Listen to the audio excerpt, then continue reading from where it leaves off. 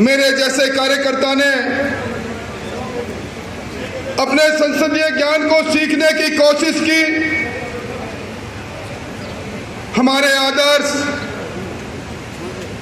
आदरणीय घनश्याम जी तिवारी साहब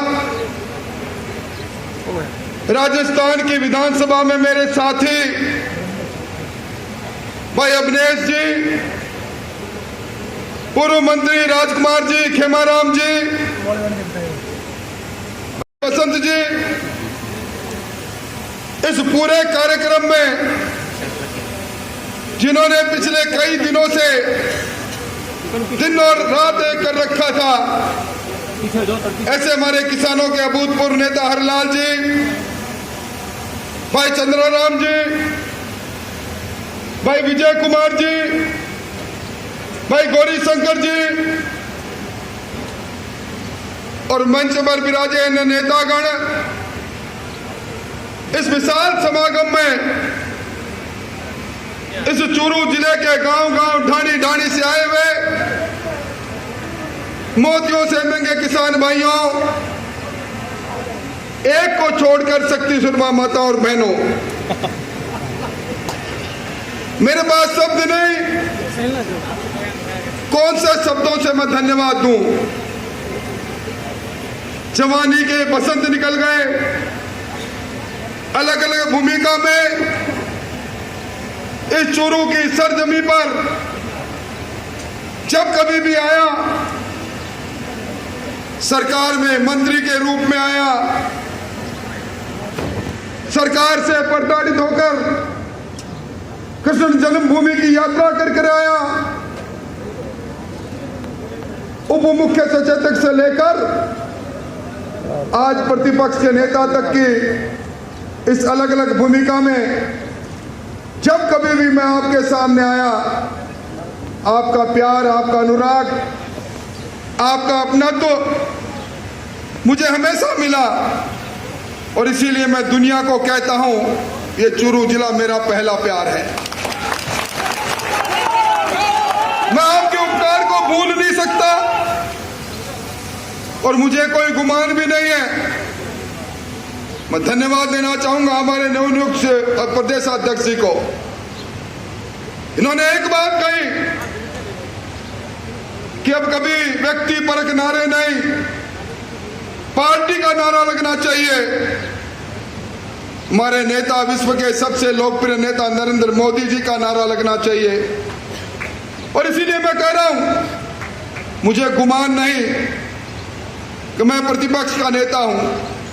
हाँ, मुझे अभिमान है, मुझे गुमान है कि मैं एक ऐसी पार्टी का कार्यकर्ता हूं जो विश्व की सबसे बड़ी लोकतांत्रिक पार्टी है।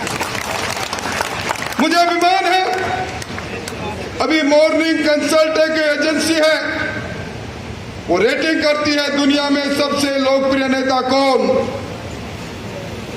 उस मॉर्निंग कंसल्ट की रेटिंग में इस बार फिर पूरी दुनिया में सबसे लोकप्रिय नेता नरेंद्र मोदी जी का नाम है। मुझे अपमान है वो उस पार्टी का सदस्य, वो अपने सुहाग पर अभिमान करती है।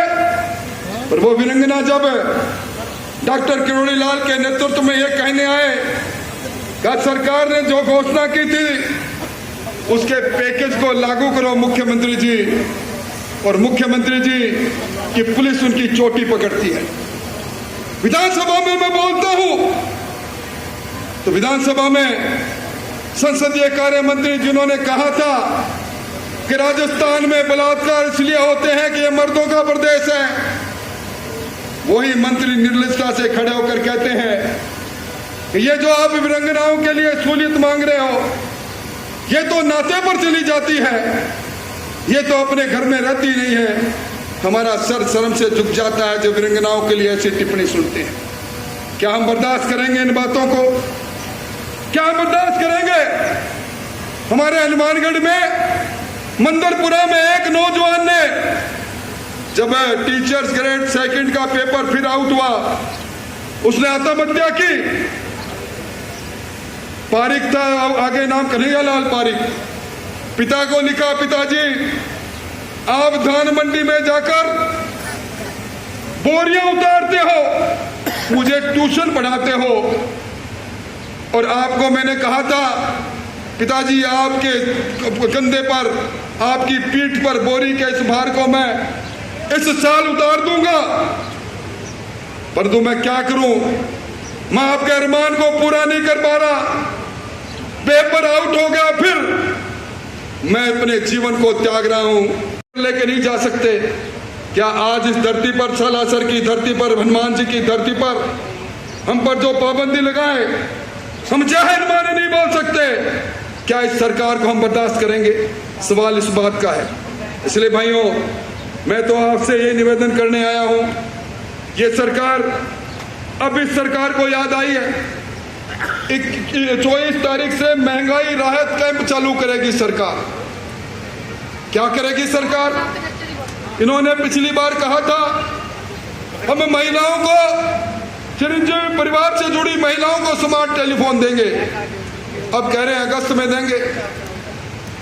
अन्नपूर्णा की किट देंगे, मई में देंगे। इन्होंने बजट में घोषणा की थी। 1.5 साल बाद चुनाव के समय में सरकारी धन से रेवड़ियां बांटकर ये वोट लेना चाहते हैं।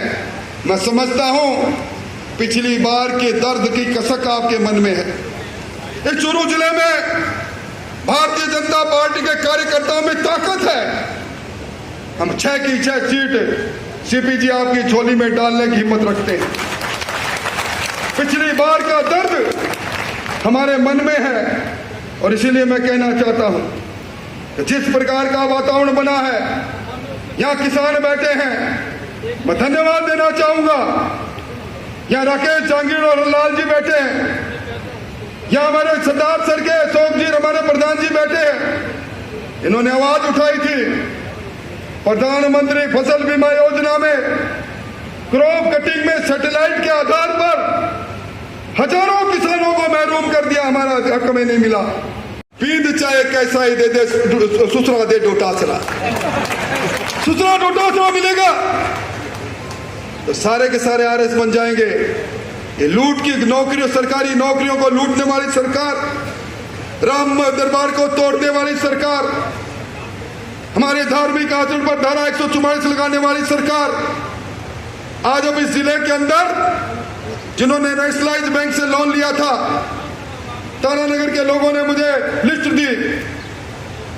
23 आदमी ऐसे हैं जिनके खाते एनपीए करके, जिनके 1, 2, 3 करके जमीन नीलाम हो रही है। संपूर्ण कर्जा माफी की बात कही थी। इन्होंने संविदा कर्मियों को नियमित करने की बात कही थी। आज वो सड़क पर है। इसलिए भाइयों, हम सब लोग एक संकल्प के साथ आए हैं। आपने अभिनंदन किया, परंतु हमारा मुख्य कार्य जन भावना, जन आक्रोश को व्यक्त करने का है। इसलिए मैं मेरी बात समाप्त करूं। मुझे क्षमा करना, मैंने कभी आपको अपने से अलग नहीं समझा। हम सब लोग साथ में हैं और हमारे आंखों के सामने भ्रष्टाचार का तांडव, और चूरू शहर तो भ्रष्टाचार की भट्टी में जल रहा है। चूरू नगर परिषद के अंदर जिस प्रकार का भ्रष्टाचार हमसे छुपा हुआ नहीं, इन सब बातों का उत्तर देने के लिए आपको सीपी जोशी जी, घनश्याम जी की अगुवाई में सबको जिला कलेक्टर तक चलना है। एक आदमी भी जो मुझे मानता है, जानता है, मेरा रिश्ता कोई नेता का रिश्ता नहीं है। हम साथ जिए हैं, साथ मरे हैं, साथ रहे हैं। आप सब लोग हमारे साथ चलेंगे और मैं चूंकि आप में से ही एक हूं, इसलिए मैं नारा लगाऊंगा, आवाज दो। आप कहेंगे हम एक हैं, आवाज दो। पीछे तक आवाज आनी चाहिए। जो हाथ उठा के नारा लगाएगा मैं समझूंगा हमारे साथ चलेगा। आवाज